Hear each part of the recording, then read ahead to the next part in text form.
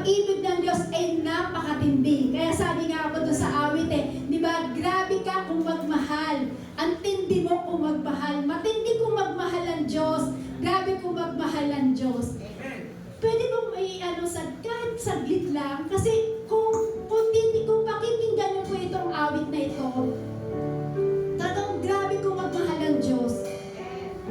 Kung pakikinggan natin yung lyrics na ito, ang tindi kung magmahal ang Diyos. Kaya sino tayo para hindi umilig sa Diyos? Sige.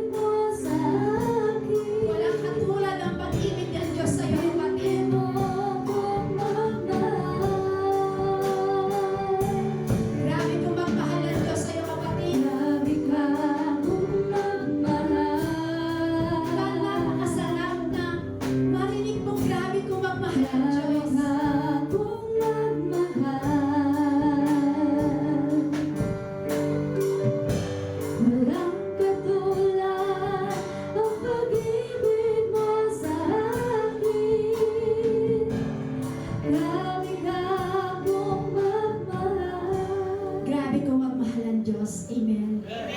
Sino po nakaranas dito na grabe ang pagmamahal ng Diyos sa buhay niya? Amen. Lahat po tayo, amen? Kasi sa kabila ng tayo may pagkukulang sa Lord, sa kabila ng tayo makasalanan, grabe tayo minahal ng Diyos. Ang tindi ng magmahal ng Diyos. Kaya sino yung makakapantay sa pag-ibig ng Diyos? Wala po. Amen? So, ngayon po ang ating pag-aaralan. Alam na po natin about pag-ibig. So, itong pag-aaralan natin pinamagatan ko lamang ng pag-ibig.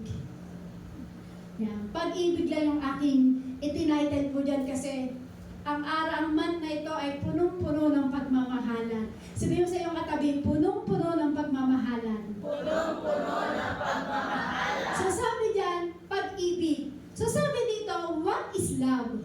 Yan, sabi dyan, what is love? Sabihin mo sa katabi mo, what is love? What is love? Kasi marami, natanong na po ba kayo neto dati na kayo mga bata pa naman hanggang ngayon? Na dati ba, may nagtanong na ba sa inyo dito na tinanong ka na ba dati na what is love? Di ba po, pag tinanong ka ng what is love, di ba alam ko po, usong-uso yan ng 80s or 90s. Sino po dito yung mga sumagot sa Islam book? Ay, alam nila yung Islam book. So, di ba natanong tayo dati niyan, what is love? Sino po dito yung mga may sinagot doon sa what is love? Siguro natatandaan mo pa kung ano yung sinagot mo sa what is love. Amen. Kaya tingnan niyo po sabi po dito, what is love? So, sa usong-uso po kasi dati na sa Islam book, may tanong doon na what is love? So, naaalala niyo po ba yung sinagot niyo po doon? Kasi alam niyo po, marami tayong iba't ibang sagot doon pag tinanong ka doon sa Islam book. Ako isa na po ako doon tinanong ko doon ng what is love. So, may sinagot po ako doon. So, sa panahon po, kung titignan po natin sa panahon ngayon, kapag tinanong ka ng what is love, marami kang isasagot. Tama po? Hindi lang isa, marami kang isasagot. Pero alam niyo po sa panahon ngayon, kapag tinanong ka ng what is love, kapag tinanong tayo ganun, alam niyo po minsan, ang sagot nila gento Gento na daw po sagot ng mga sa panahon ngayon, sa generation po ngayon. Ewan ko lang po kung eto rin po yung sagot nyo dati. Sabi po kasi dito, what is love? Tinatanong tayo ng what is love. So, ang tanong po, ang sagot po ng kamaramihan po dito, ang pag-ibig, sabi niya, what is love? Ang what is love na yun, si Christ ang aking pag-ibig. May sumagot ba ng ganon? Na tinanong ka sa Islam book, what is love? Pero sinagot mo, si Christ ang aking pag-ibig. Minsan may sumagot naman na, si baby love ang aking pag-ibig. Pero ba sumagot sa Islam book si baby love? Minsan may sumasagot naman, si honey bee ang aking pag-ibig. Di ba po? Ganyan ba yung tawag nila dati? Uy, alam nila kung ano yung sinagot nila sa Islam book natin. So, amen. Ay, amen. Yan, kayo mo, di ba yung dating mga sinasagot natin? Minsan may sumasagot naman na, pag tinanong ka love. Minsan ang tanong naman, ang sagot naman nila, si Cupcake ang aking pag-ibig. Di ba ganun po dati yung tawagan dati? Pero alam niyo po, sa panahon po natin ngayon, iba na daw po ang mga sagot. So, pag tinanong tayo ng what is love, marami tayong mga bagay na pwede natin isagot sa what is love. Pero alam niyo po, ang mahalaga po ano ang tanong? Hindi yung what is love eh. Ang mahalagang tanong po dito, who is love? Ay po dyan, who is love? Hindi mahalaga ang tanong ng what is love. Ang mahalagang tanong po dito, hindi mahalaga na kung si Cupcake ang iyong pag-ibig, hindi si Honeybee ang iyong pag-ibig, hindi si Honeybee ang iyong pag-ibig. Walang iba, ang mahalagang tanong po dito, who is love? Sino po ba dito ang ating pag-ibig? Sino pa ang pumapag-ibig? Marami po bang umiibig? Kasi sa what is love po, marami tayong isasagot. Pero alam niyo po dito sa who is love, wala tayong ibang isasagot dyan. Walang iba kundi si Jesus. Si Jesus ang ating pag-ibig. Kaya kung sinabi po kanina, sino ang what is love, marami kang isasagot. Pero pag tinanong who is love, isa lang ang isasagot natin. Walang iba kundi ang ating Panginoong Hesus, ang ating pag-ibig sa ating buhay. Yun ang pinakamahalagang tanong. So uulitin ko po, kasi marami sa kabataan ngayon, ang tanong nila, what is love? Pero totoo po, ang pinakamahalagang tanong ngayon sa panahon natin ngayon, who is love? Sino yung pag-ibig na yun? Sabi nga dyan, God is love. Ang Diyos ang ating pag-ibig. Sabi mo, ang Diyos ang ating pag-ibig. Ang Diyos ang ating pag-ibig. Ulitin mo yun sa katabi, ang Diyos ang ating pag-ibig. Ang Diyos ang ating pag-ibig. Kasi kapag ang Diyos ang iyong pag-ibig, kapag ang Diyos ang iyong pag-ibig, ibig sabihin namumuhay ka na sa Diyos. Kasi sabi, who is love? Si Jesus. God is love. So ibig sabihin, kapag God is love, namumuhay ka na sa pag-ibig ni Kristo. Tama po ba? Kaya kung titignan natin, yung mga taong mapagmahal, ibig sabihin yan na kay Kristo yan. Sino po dito yung mapagmahal? Kasi pag mapagmahal ka, sabi nga, pag ikaw ang mapagmahal, ibig sabihin yan, may takot ka sa Diyos. Amen? So uulitin ko po yung tanong kanina, ano ang mahalagang tanong? Yung what is love ba o yung who is love? Who is love? Sino po ba yung ating pag-ibig? Jesus. Si Jesus. Sabi nga po sa John 3:16, sabi po dyan, sapagkat gayon na lamang ang pag-ibig ng Diyos sa sangkatauhan, kaya't ibinigay niya ang kanyang kaisa-isang anak, upang ang sino mang sumpalataya sa Kanya ay hindi mapahamak, kundi magkaroon ng buhay na walang hanggan. Siya yung pag-ibig, ganyan tayo kamahal ng Diyos. Sabi po dyan, gayon na lamang ang pag-ibig ng Diyos. So, ganyan tayo kagrabe ang pagmamahal sa atin ng Diyos. Kaya sabihin siya katabi, grabe tayong kamahal ng Diyos. Grabe tayong kamahal ng Diyos. Ganyan tayo iniibig ng Diyos. Kasi sabi po dyan, sabi po dyan, di ba na ang pag-ibig daw po natin ang ating Diyos. Kaya gayon na lamang ang pag-ibig ng Diyos sa isang kasakatauhan. So tayong mga anak niya ay inibig ng Diyos. So ikaw kapatid, inibig tayo ng Diyos. So ibig sabihin niya, kung inibig ka ng Diyos, dapat iniibig mo rin yung katabi mo. Iniibig mo ba yung katabi mo? Amen. Umiibig pagdating sa Lord, baka may ibang pag-ibig. Ang pag-ibig, sabi, who is love, walang iba kundi ang ating Panginoong Hesus. Baka may sabihin mo sa kanila, mahal kita. At sabihin mo, mahal kita kapatid sa Panginoon. Parang ayaw nilang kapatid sa Panginoon. Yan. Mahal tayo ng Diyos noon pa man. Amen? Sa kabila ng tayo ay makasalanan, sa kabila ng tayo ay malaking pagkukulang natin pagdating sa ating Panginoong Hesus. Pero alam niyo po, sa mga bagay na hindi maganda na nagagawa natin sa Lord, pero alam niyo po, mahal pa rin po tayo ng Diyos. Kaya sino po dito na aamin na siya'y nagkasala at nagkulang sa Panginoon? Lahat po tayo, amen. Maging ako po, kahit ako po yung nagpapahayag ng salita ng Diyos, ako po yung minsan nakakagawa rin po ng pagkakamali, nakagagawa ng mga pagkukulang sa pagdating sa Lord. Kasi hindi naman po tayo perfect na tao para tayo po ay hindi po magkamali. So, alam niyo po, sa kabila ng ating sa kabila ng ating pagkukulang, pero alam niyo po, ang pag-ibig ng Diyos laging nandyan. Kailanman di tayo iniwan, di tayo pinabayaan ng ating Panginoong Hesus. Sa kabila ng mahal tayo ng Diyos, sa kabila ng tayo makasalanan, mahal pa rin po tayo ng Diyos. Kaya sabihin mo sa katabi mo, mahal ka ng Diyos. Mahal ka ng Diyos. Bakit? Sabi po sa Roma chapter 3 verse 23, sapagkat ang lahat ay nagkasala at walang sino mang nakaabot sa kaluwalhatian ng Diyos. So kahit anong pagkukulang mo, anumang pagkakasala mo, sabi lahat tayo ay nagkasala. Sapagkat sabi doon, walang sino mang nakaabot sa kaluwalhatian ng Diyos. Kaya sabi nga po sa Roma chapter 6 verse 23, dahil tayo nagkasala, sabi po sa Roma 6:23, sapagkat kamatayan ang kabayaran ng kasalanan, ngunit ang walang bayad na kaloob ng Diyos ay buhay na walang hanggan sa pamamagitan ni Kristo Jesus ng ating Panginoong Hesus. Sabi po diyan, amen? Ng ating Panginoon. So, ibig sabihin niyan, nagkasala tayo, nagkulang tayo sa Lord, may parusa na kamatayan. Sapagkat kamatayan ang kabayaran ng kasalanan. Pero dahil sa grabing pag-ibig ng Diyos sa atin, kapatid, ano nangyari? Hindi niya tayo pinagbayad sa kasalanan. Tapos, ang ating Panginoong Hesus ang nagbayad ng kasalanan lahat ng mga tao.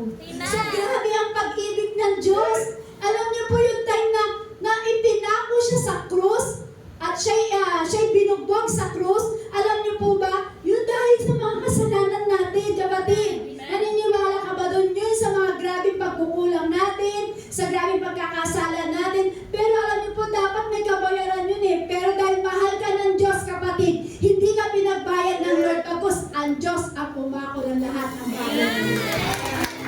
Ganyan tayo kamahal ng ating Panginoong Jesucristo. Amen? Ganyan ka kamahal ng Diyos. Kaya niya ibinigay ang kanyang bugtong na anak, yung kaisa-isang bugtong na anak niya. O, alam niyo po ba kung bakit? Mahal ka ng ating Diyos Ama. Binigay niya yung kanyang anak. Walang iba kundi ang ating Panginoong Jesucristo na namatay sa kalbaryo ng krus. I-imagine niyo po yun, hindi niya kasalanan, pero siya yung umako para tayo ay hindi paparusahan sa pagkakasala. Pero alam niyo po, dahil sa pagmamahal ng Diyos kung bakit nandiyan ka ngayon. Amen? Dahil sa pagmamahal ng Diyos kung bakit na parang ang sigla-sigla mo, parang andyan yung pumapag-ibig. Yan. Kasi pag-ibig nga mo yung ating, kaya kumbaga ang ating inaaral ko ngayon, parang pang-encourage ko lang po, na kumbaga makita natin na grabe pala umibig ang Diyos. So sinabi pa lang po dito sa Roma 6:23, sabi po diyan, sapagkat kamatayan ang kabayaran ng kasalanan. Dahil sa ating kasalanan, hindi tayo pinarusahan ng Diyos. Bagkus po, tayo ay inibig ng Diyos at tayo iniligtas po ng ating Panginoon Jesus. Amen? Kaya kung sa pakiramdam mo, nasaktan ka, sino po dito yung nasaktan? Lahat po tayo, ibig sabihin, pag di ka nasaktan, manhid ka, kapatid. So lahat po tayo nakaramdam ng sakit. Tama po? Ano man yung sakit, ano man yung pagkabigo na pinagdaanan mo sa buhay mo, ano man yung sakit at pagkabigo sa puso mo, sinaksak man yan ng kutsilyo yung puso mo, pero alam mo kapatid, huwag mong kakalimutan na merong Diyos na nagmahal sa iyo. Na merong Diyos na umako lahat ng ating kasalanan para tayo ay maligtas. Amen? Kaya huwag mong kakalimutan na meron Diyos na nagmahal sa iyo, kapatid. Kahit gano'ng kasakit yan, kahit gano'ng yung kirot ng puso mo. Nang inaaral ko nga to, nang inaaral ko po ito, sabi ko, Lord, ako na naman yung tinuturuan mo, Lord. Totoo naman po yun. Bago po namin ituro to, kami po yung unang dinudurog ng Lord. Dinudurog ng Lord ang aming puso. So, saktong-sakto naman po yung binigay ng Lord sa akin, yung pag-ibig, kasi kumukupas na po yata yung aking pag-ibig.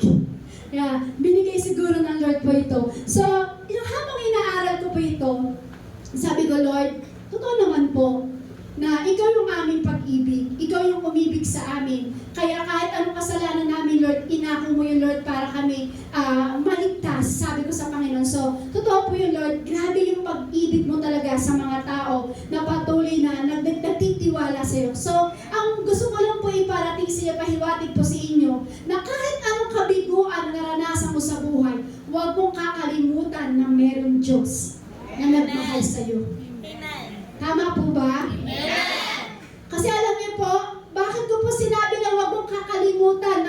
na umibig sa'yo. Kasi ang pangako ng Diyos, hindi kita iiwan, ni pababayaan man. Kaya kahit anong bigo mo sa buhay, kahit anong sakit na naramdaman mo, kahit anong klaseng kapighatian na naranasan mo, sabi ng Lord, alalahanin mo na meron Diyos na nagmahal sa'yo. At kapatid, ang pangako ng Diyos, I will never leave you nor forsake you.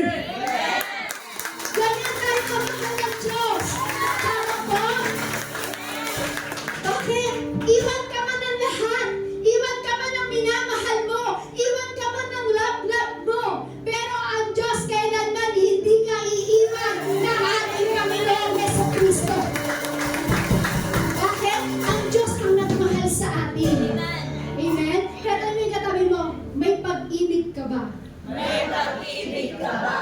Kasi iwan man tayo ng tao, iwan man tayo ng mahal natin sa buhay, pero ang pangako ng Diyos kailanman hindi tayo iiwanan, ni pababayaan man. Amen? Yan ang pangako ng Diyos po sa atin. Amen po? Amen! So ano po ang kailangan natin gawin para makita natin talaga yung grabing pag-ibig ng Diyos? Ano ba na kailangan natin gawin? Dapat to tanggapin natin yung pag-ibig ng Diyos. Amen? Para maging masaya. Sabi mo sa katabi mo, tanggapin mo ang pag-ibig ng Diyos. Tanggapin mo ang pag-ibig ng Diyos Para maging masaya ang buhay mo. para maging masaya ang buhay mo. Kasi ang sabi ng iba, nagiging masaya lang daw ang pag-ibig nila pag araw ng puso. Tama po ba? Tama po ba?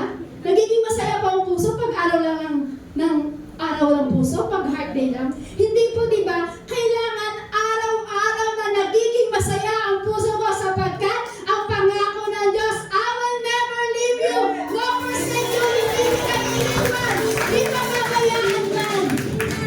Kasi bakit? Alam ng Diyos sa kabila ng ating kasalanan, ang Diyos na ito ay hindi nagkulang.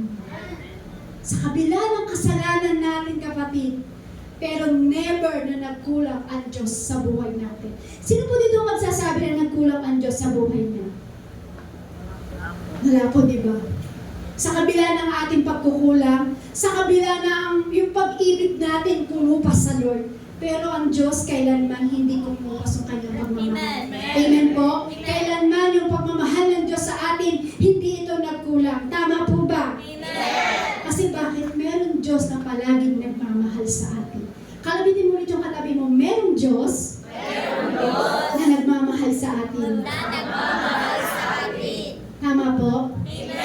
Merong Diyos, merong isang Diyos na nagmamahal sa atin. Kaya kahit anong sakit na naramdaman mo, kapatid, merong Diyos na nagmamahal sa iyo.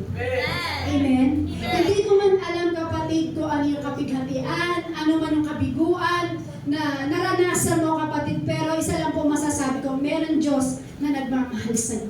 Meron ng bagay na parang sinasabi mo, bakit ganito yung nangyayari sa buhay ko? Bakit po ito yung pagsubok? Bakit ito yung nararanasan ko? Pero alam niyo po, isa lang po maisisigaw ko po sa inyo ngayon, na kahit anong bagay na meron sa buhay mo, ano mang kabiguan yan, uulitin ko po, merong Diyos na nagmamahal sa iyo, kapatid.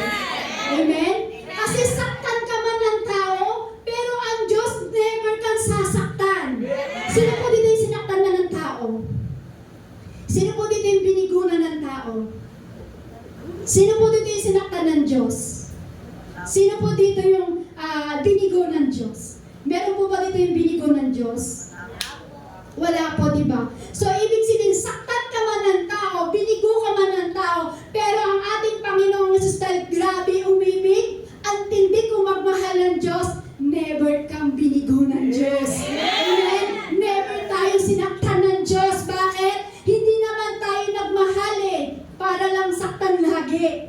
O parang nagmahal ka, sinasaktan ka, pero ang Diyos, minahal tayo hindi para saktan. Minahal tayo ng Diyos para ibigin, mahalin, ingatan, at pangakuan lahat ng pangako ng ating Panginoong Yesus. Kaya lang po, para makuha po natin yan sa oras na ito, buksan natin ang ating puso. Sabi mo sa katabi, buksan mo ang iyong puso. Kasi minsan, yung iba sinusobrahan yung bukas ng puso.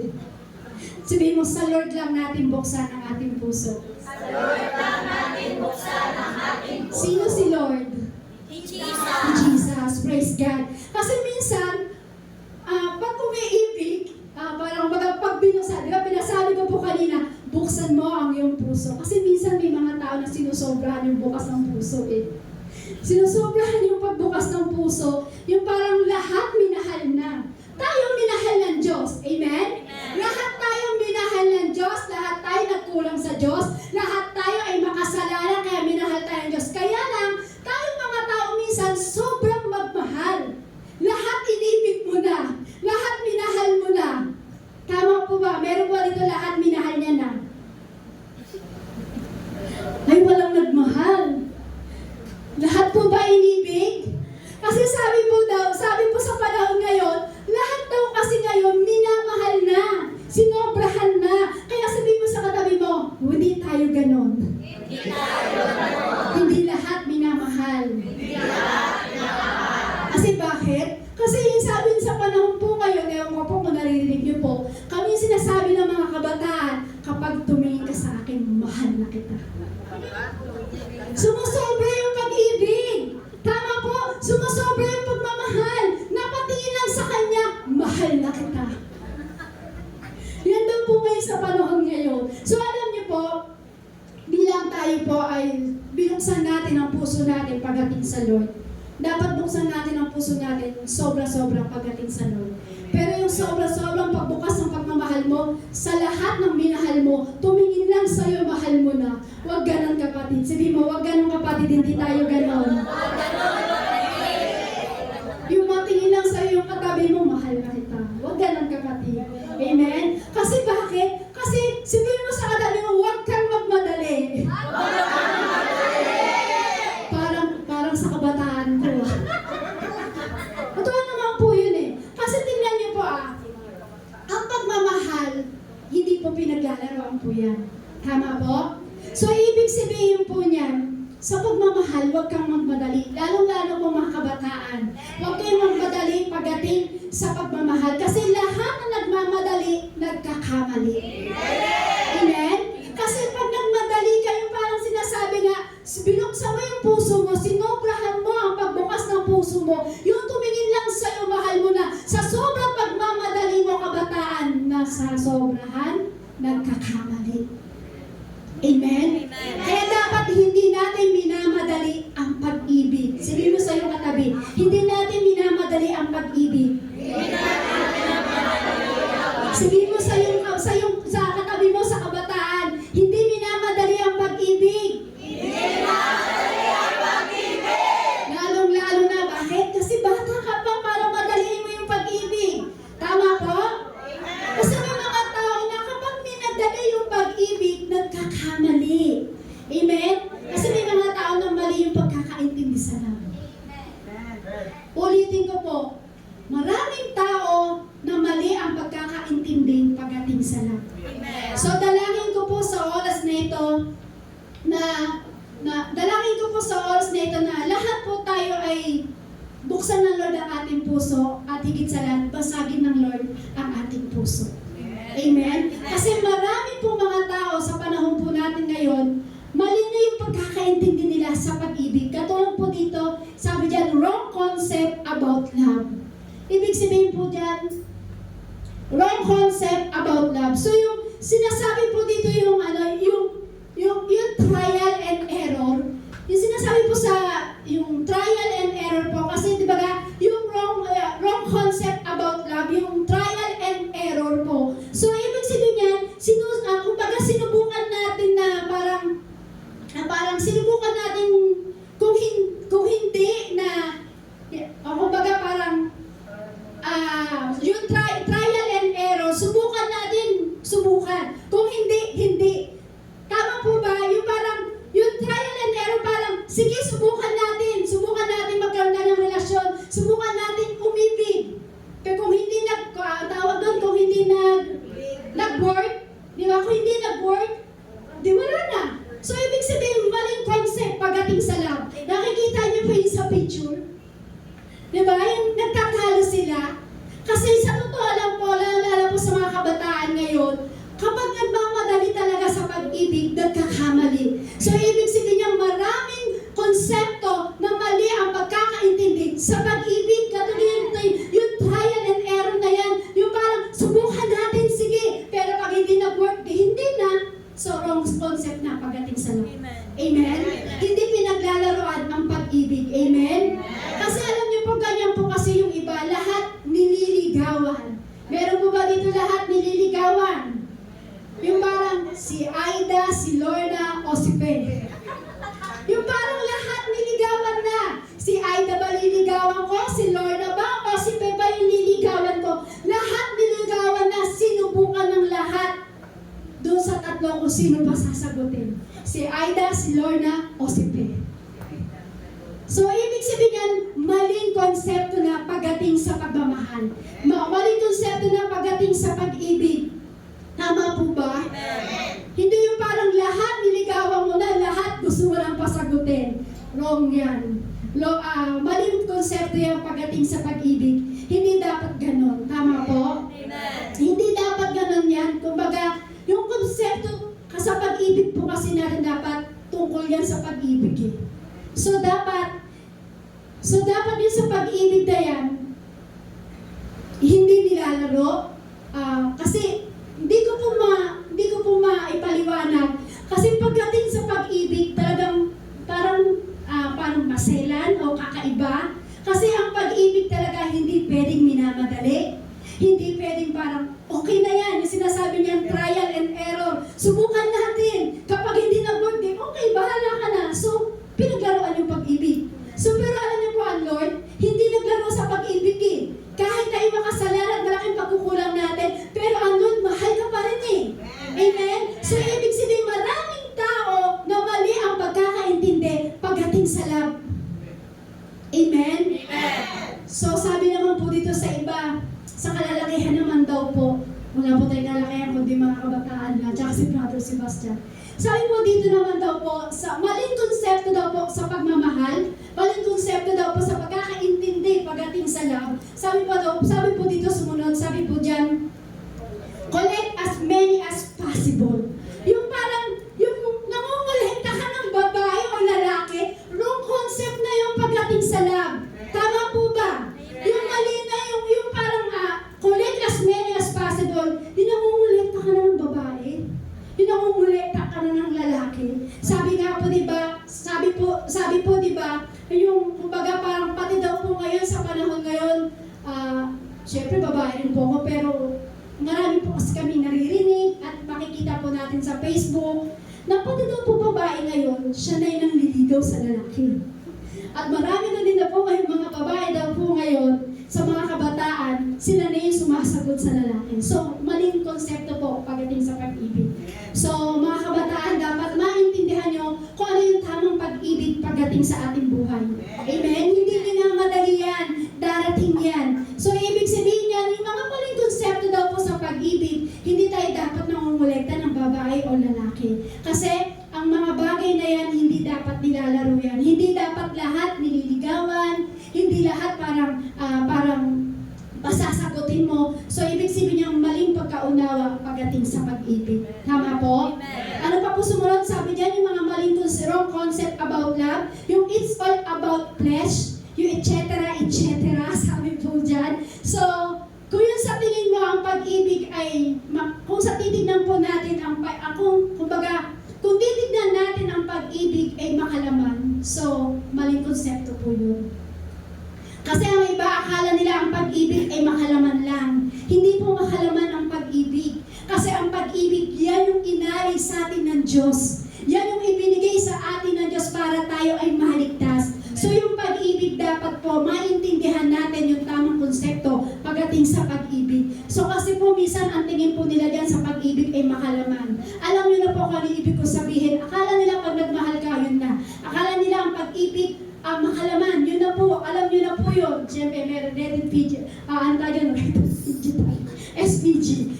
Amen po? Yan. So, ibig sabihin, marami po kasi na mali ang pagkakaintindi sa pag-ibig. Yung kapag tumibok na yung kanilang puso o tumibok na yung mga puso po natin, parang sabihin, mahal ko na siya. Mahal agad ko na siya. Agad-agad mali yun, kapatid. Amen? Amen. Mali po yun. Yan po yung maling pag-ibig. Na dapat ang pag-ibig ng isang tao hindi sa makalaman, hindi sa nangungulekta ka ng babae o lalaki, etc., etc.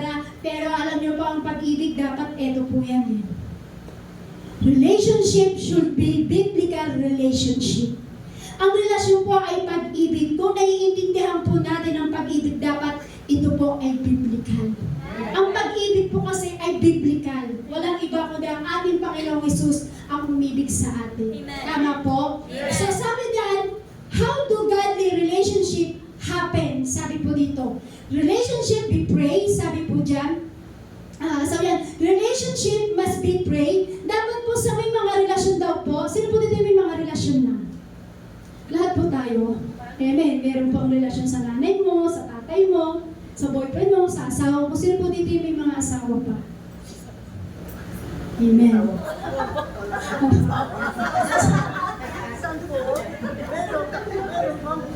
So sabi dyan, how do godly relationship happen? Your relationship must be praised. Sabi po dito na dapat daw po ang mga relasyon po natin ay lagi nating ipinag-pray.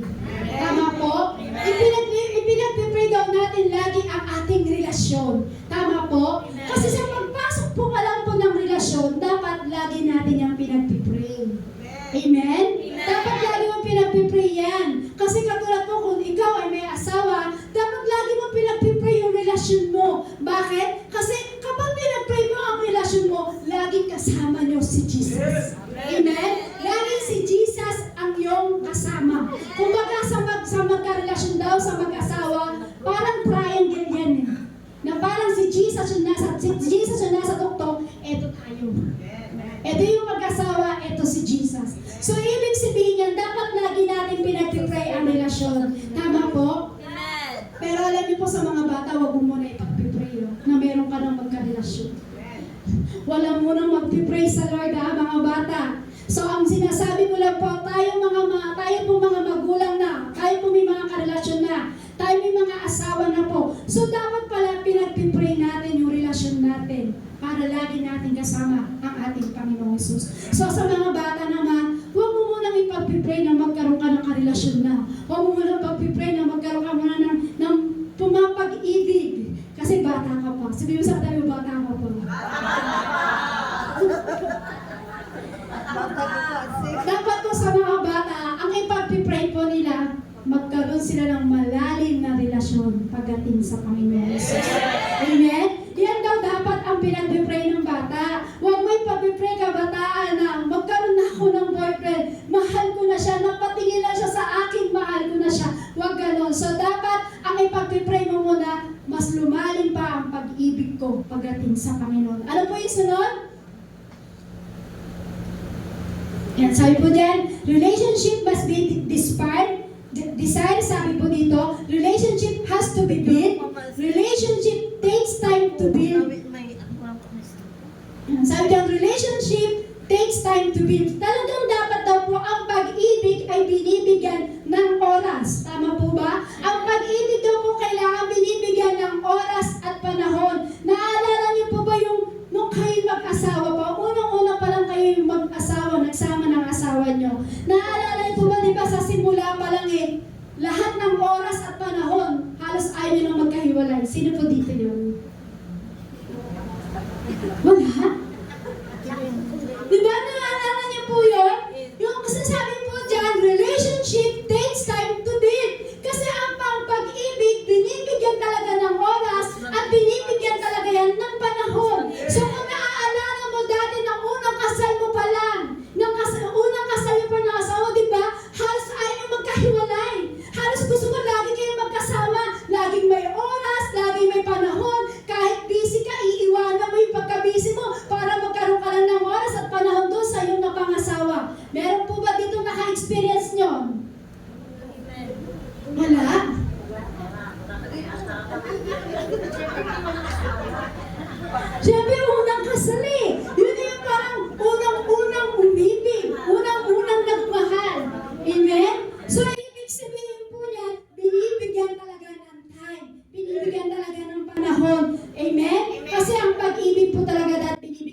ng panahon. So, ibig sabihin grabe yung time na dapat na ibinibigay natin sa ating pag-ibig. Dapat hindi nawawala yung time.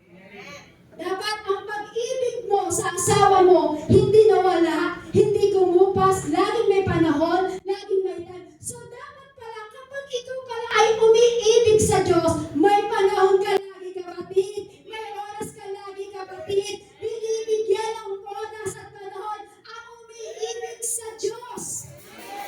Amen? Kung sa asawa nga natin dati, noong unang kasal pa lang grabe na yung tayo na binibigay natin Dito pa kaya sa Lord na nagmahal sa atin. Amen? So dapat hindi nawawala ang pag-ibig natin. Sabihin mo sa iyong katabi, hindi dapat nawawala ang pag-ibig. Hindi dapat nawawala ang pag-ibig. Kung nawala man yung pag-ibig niyo sa Lord, nawala man yung pag-ibig niyo sa asawa niyo, hindi pa huli ang panahon. Hindi pa huli ang panahon ngayon, makakabawi ka pa rin. Sino po dito naka-experience na parang nalamig siya sa Lord? Sino po dito naka-experience na? Lahat po tayo, kahit ako po. Dumating yung time na parang nalamig po ako sa Lord. Dumating yung time na parang, alam niyo po yung nawala na yung time? Ito yung pag-ibig talaga. Ibig ko sabihin, dumating kasi yung time na parang, yung dating unang nakilala ko ang Lord, ibinubuhos ko yung panahon at oras ko sa Kanya. Pero yung time na parang lumaon. Parang nalamig ako, nawala yung parang yung oras ko, yung panahon ko pagdating sa Lord. So dapat daw po pala, ang pag-ibig daw po talaga sa pagdating sa Lord, dapat binibigyan natin ng time at panahon po yan. Ano po sunod? Relationship will be tested. So ibig sabihin talaga po ang ating relasyon ay talagang sinusubok. Kumbaga, maraming susubukin sa atin, sa bawat relasyon po natin, maraming pagsubok na darating. Relationship must be maintained. Mini-maintain daw po talaga ang relationship. Kung mini-maintain mo na mag-workout lagi ang relasyon mo pagdating sa asawa mo o sa minamahal mo, dapat gano'n din tayo sa Lord. Dapat lagi mong mini-maintain yung pag-ibig mo sa Lord. Katabi mo, mini-maintain mo ba ang pag-ibig mo sa Lord? Sabi po dito, relationship are to be enjoyed. Dapat ini-enjoy daw po ang relasyon mo pagdating sa iyong Panginoong Hesus. Amen? Kasi relationship are to be enjoyed. Yun daw pong relationship, dapat daw po ini-enjoy daw po yan. Hindi katulad ng binanggit po kanina, yung binanggit ko po kanina na ang relation po kasi, yung relasyon po natin, kumbaga, nagsimula yan sa mali, at nagtatapos yan sa pagkakamali. Tama po ba? Yung kapag nagmadali ka dahil sa pag-ibig, nagmadali ka dahil sa pagmamahal, so ibig sabihin ang ending po niyan, kumbaga nagkakamali. Nagmadali ka, kaya nagkamali. Tama po ba? May tanong po ako sa ating lahat. Kung tatanungin po tayo ng ating Panginoong Hesus at tinatanong po tayo ng ating Diyos sa oras po ito, ito po ang tanong ng Diyos po sa atin. Pakibasa ko ng malakas. Kamusta na ang pag-ibig mo sa Diyos, kapatid? Kamusta na po ang pag-ibig niyo sa Diyos, kapatid? Po? Sabi niya, kamusta na ang pag-ibig mo sa Diyos, kapatid? Tayo ngayon mga kapatid, kinakamusta ng Diyos o tinatanong ng Diyos, kamusta na ba ang pag-ibig mo sa Diyos ngayon? Kung tatanungin kita sa oras na kapatid, anong isasagot mo? Di ba kanina tinatanong, what is love? Who is love? So ngayon ang tanong po, kamusta na ang pag-ibig mo sa Diyos? Kung tatanungin kita sa oras na ito, kamusta na yung pag